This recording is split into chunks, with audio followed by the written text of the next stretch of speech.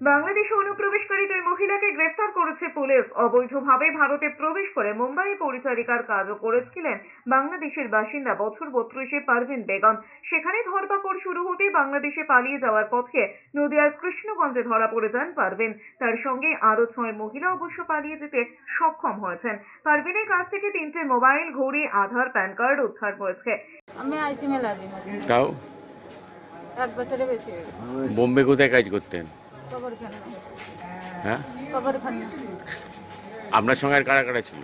আমার ভাই আইছে আর অন্য জায়গার মানুষ আইছে, আমি ওকে শুনি। এদিকে নৈহাটির বনমার মন্দিরের কাছ থেকে বাংলাদেশে অনুপ্রবেশকারী এক মহিলাকে গ্রেফতার করেছে পুলিশ। শোভা মল্লিক নামে ওই মহিলার সঙ্গে তার 2 সন্তানও রয়েছে। জেরায় পুলিশ জানতে পেরেছে এই মহিলা আদতে বরিশালের বাসিন্দা। তবে কিভাবে ভারতে প্রবেশ করেছিলেন তা জানার চেষ্টা করছেন তদন্তকারীরা।